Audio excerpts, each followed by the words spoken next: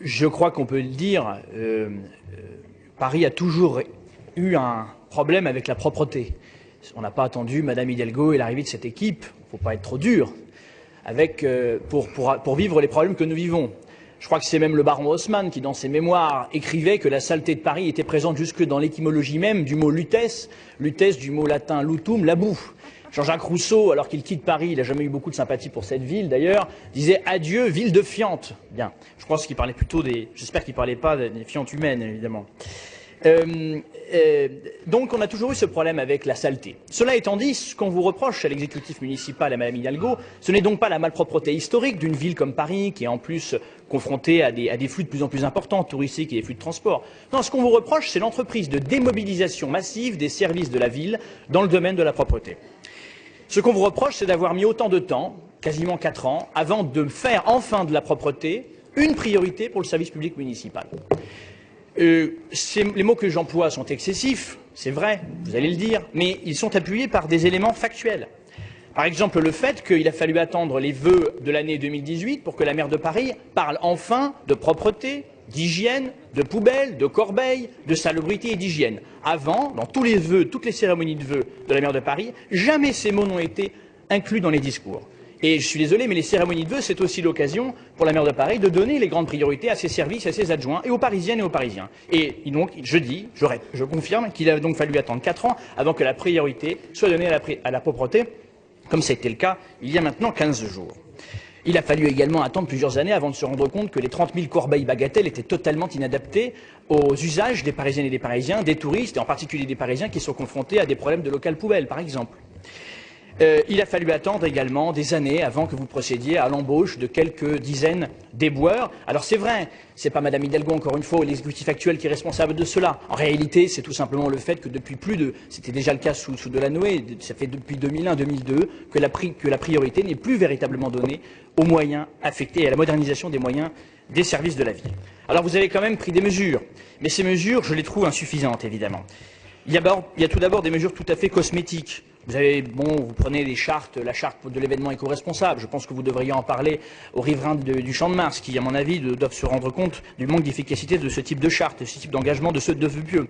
Il y a également les ambassadeurs de la propreté. Il y a votre fameuse brigade anti-incivilité, dont l'existence échappe à l'écrasante majorité des Parisiens, qui, eux, en revanche, voient beaucoup plus la brigade privée qui vient les taper au portefeuille quand ils sont à l'horodateur.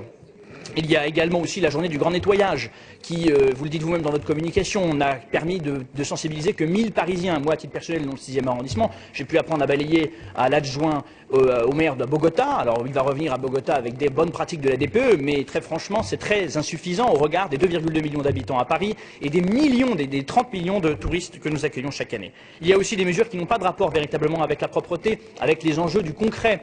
Dans votre plan de renforcement de la propreté, vous mettez en avant le déblocage de 400 millions d'euros dans des programmes qui sont faits à l'international. C'est très bien que la ville de Paris fasse rayonner les technologies et les outils et le savoir-faire dont elle fait preuve à Paris. Mais à un moment donné, ça n'a aucun rapport avec les épanchements d'urine que tous les Parisiens constatent au coin de leur rue.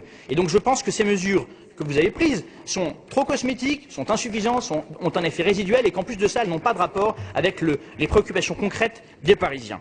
Ensuite, vous avez un problème parce que vous ne vous décidez pas à décider. Vous savez, en chinois, il y a un vrai proverbe là-dessus. Ce qui est difficile, ce n'est pas de décider, c'est de se décider à décider. Et très franchement, c'est exactement ce qu'on constate. Vous commandez rapport sur rapport, on est en train d'étudier, c'est je crois, le 3e plan en 4 ans sur la propreté que nous étudions. Il y a ce rapport de la MIE, de mission d'information d'évaluation, c'est une très bonne chose, mais très franchement, ce rapport de la MIE préconise entre autres de commander un autre rapport pour faire une maîtrise d'ouvrage sur la DPE. Très franchement, il faut arrêter de commander des rapports, surtout quand ils sont aussi coûteux que l'enquête sondagière que vous avez commandée à l'IFOP, sondage d'ailleurs dans lequel il y a des erreurs. On parle dans cette étude, dans cette enquête dans cette conférence de consensus, comme on dit, il est même question d'une amélioration de la situation dans le 6e arrondissement de Paris. Très franchement, je pense qu'aucun élu du 6e arrondissement aujourd'hui ne peut être en accord avec les propos qui sont tenus dans cette conférence de consensus, dont le coût est donc de 224 000 €, je le rappelle. Bien.